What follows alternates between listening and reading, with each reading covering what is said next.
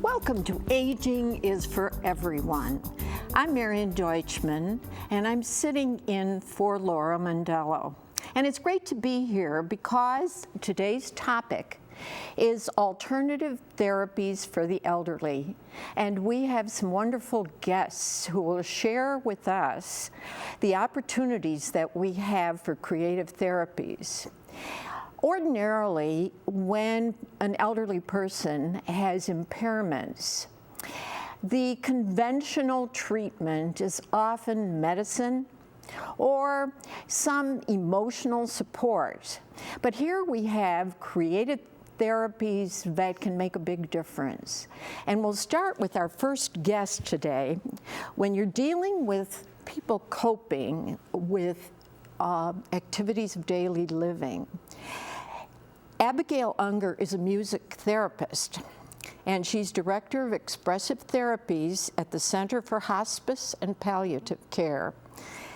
Welcome. Thank you. How do you use music therapy to have a positive impact on older adults? Well, music is a really wonderful venue for expression. So it's an outlet for creativity, for activity engagement, as well as for sensory stimulation and socialization. It's a quality of life venue. So what do you do as a music therapist? Typically, we assess folks for both their strengths, their weaknesses, their needs, for any opportunity where music can enhance their quality of life or what's going on with them. So it can be across the spectrum if somebody has maybe a cognitive deficit, a language deficit, a social emotional need, or a physical impairment, that we can provide a treatment with music to engage them in musical expression. And that can be singing, that can be songwriting, that can be playing instruments. Sometimes it's receptive as well, so they're listening to music to enhance their mood, provide relaxation. And do they have to have a musical background of any kind? Not at all, no. They don't have to be a musician, and they don't have to have any particular inclination towards music. But we know that everyone has a physiological response to the elements of music. So that's to melody, to pitch, to rhythm, to tempo. And we know that we can trigger the physiological responses in people through certain types of music techniques and the clinical application of those techniques. So some folks, we know if we use certain rhythms, it can kind of give them energy and increase alert state, and also enhance their cognitive orientation. And just by being engaged in music that's familiar, music that they remember from a certain era that they have a lifetime association with, or that was meaningful to them. Also music, we can trigger emotions and expression of feelings. A lot of times we know that it's hard to use just our verbal resources to express our feelings, but through the medium of music it can be expressed in sound and in the lyrics as well. So what are some of the techniques that you use, or what would a session look like? Sure. We use techniques such as playing live music, playing instruments, as well as creating music, improvising music, or listening to music. So a session may look like two people engage, the therapist and the individual, engaged in singing together, in maybe writing new lyrics to a song that's familiar. Sometimes the sessions can incorporate family members and friends, because oftentimes with certain deficits we're looking to help them facilitate their own social interactions and interpersonal connections that maybe they can no longer do themselves. Maybe language is the deficit and they're not able to verbally express anymore. And we know that with certain rhythmic and speech techniques that we can use through song and music, we can help that rhythmic fluency and some consistency with expression. So the session may be small and just the individuals, or it may have a group, and it's going to look like active engagement in music making. There may be laughter, there may be some emotion expressed. You may see folks relaxing as they listen, or becoming more and more alert and engaged and oriented. If you have a group, do they stay as a group? Do they do a gig somewhere or something? They take it on the road. It depends on how good they are. Yeah. Yeah, but oftentimes when we do it with a group of folks, a lot of times, as I mentioned, it's for that socialization piece. And so we'll get some people who are either residents in the same environment or family members, depending on where we are. and have them engage in something, and they don't even need to use words. So they're communicating through music by singing and playing these instruments in a circle, making eye contact. The instruments and the music is the language, so they may be drumming together. They may be adding music where there are silences. They may be filling in the lyrics, and so they're all just communicating in that way. And what instruments would you have? You said drumming. Oftentimes we have small percussion instruments. Percussive instruments are very accessible by most folks. So there might be hand drums, as well as we have small shaker instruments. We have instruments that provide vibration as well, so there's that sensory through the feeling and not just through the sound. We have a lot of tone bars. We have things like xylophones and glockenspiels. There's a variety of instruments, and there's also a lot of adaptive electronic equipment that we use in music therapy. Where do you do this? Where is this? In people's homes? It can be anywhere. We can do music therapy. If it's privately, it might be in a private clinic, in an office, or it can be in someone's home. Through hospice, it's typically at a facility where they've brought hospice services in, or in their home, or in one of our facilities. It can be in a community center. It can be oftentimes in a senior center. It can be anywhere that the person has brought us in. So do you also train the family then to continue this in the home environment? Do they do some kind of adapting at home? Sure. We oftentimes can create sort of a prescription and a dosing almost for a music therapy regimen. A lot of times we do that for folks who might have some issues with interrupted sleep or restlessness at night. Maybe they wake with distress or anxiety or even pain. Once sleep is interrupted, we know that there's a lot of other symptoms that can come off of that aren't managed. So oftentimes we do a prescription for music at night or to induce sleep and relaxation. And that would look like maybe a progressive muscle script relaxation that we walk them through. And then we create music that's their preference, but is also really sedative. So it's going to be a certain type of music, certain pitches and certain tempos that provide relaxation for them. And then we combine it and record that, and we can have family members facilitate that program in the night or when they're having distress or anxiety.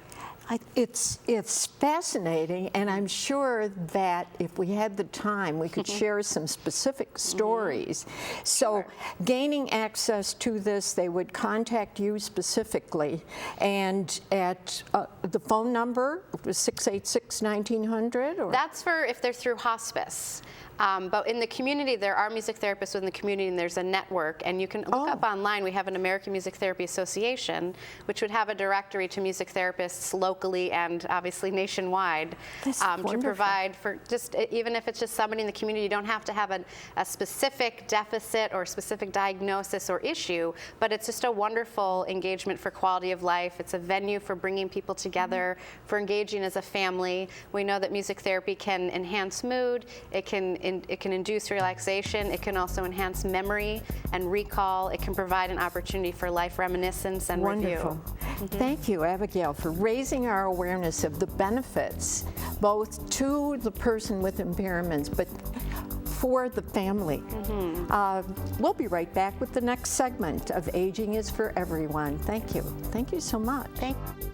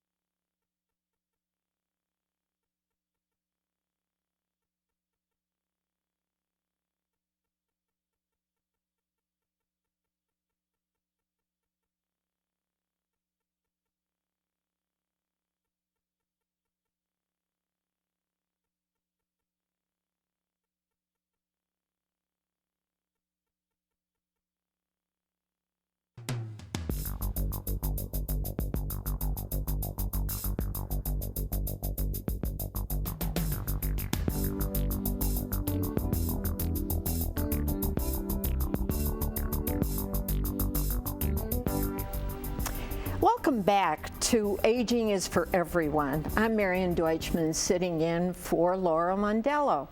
And we're continuing our discussion of alternative therapies for the elderly, with the focus now, as you can see, on pets. We know that being around a pet can be very soothing, and I've read that it can have very therapeutic benefits, even for lowering anxiety and stress, and maybe lowering blood pressure, etc. Well, you're the best people to talk about this. So our guest is Alexandra Duffico, and who is the regional representative for Therapy Dogs International, an organization I've never heard of. And so you'll have to tell me about that. And she's joined by Barbara Lenahan and the Doberman, Nitro. Yeah. Tell us what Therapy Dogs International is. What is it all about? Therapy Dogs International is an organization that tests and registers therapy dogs. They actually have a very stringent testing process that they use. That's their own test. And they're, an organization that provides, guidelines and a means for people to get involved with visiting. They provide, they email you links where you can go visit. Instead of just doing it on your own, you have an organization backing you. They also provide insurance for all of their volunteers. It is a volunteer organization, so anybody that does anything through Therapy Dogs International is a volunteer through them. But now you're saying there's testing of dogs. I mean, who gets the dogs for whom? What are we? Dogs are actually people's pets. Whether the person bought the dog with the intent to do therapy work or not is really the person's prerogative. But dogs live with the people. They are the people's pets, and the people decide, what, I think I want to be a volunteer, and I think I want to do something with my dog as well. And Therapy Dogs International is a great way for them to do that. We have a lot of volunteers who, either they're elderly themselves and they're retired and they're looking for something, to occupy their time with, and they like to visit the nursing home. And the impact that the dogs have with visiting the people is so immense that why would you not want to bring your dog? So you can get them tested, get them certified, and then you can visit with your dog. So you're bringing your own dog, and the testing is done by Therapy Dogs International. That's correct. And then the dog has to pass a certain number of tests in order to be qualified and wear that red scarf and that tag. Tell me about that, Barbara. Well, Nitro has a great personality, and so I just knew that he would be a great therapy dog. He was already well trained because we had trained him ever since he was a little puppy, but he had that personality. He enjoys people, he's very calm, and so I just knew I wanted to test him. So that's your dog, and you are testing him, and then what do you and the dog do together? Nitro and I go to Roswell. That's where we have chosen to volunteer. So we go every other Monday and we visit with the people at Roswell. We're pretty well known there now. Probably our favorite floor is the pediatric floor. We go and sit with the kids, and they really know his name and sit with him. And it's also nice in the waiting rooms when people are waiting for loved ones who are maybe in surgery. You're there for hour after hour after hour, and it's just a break. A lot of times a dog will get a person to start to talk about maybe dogs that they used to have, or just so it's be a comfort.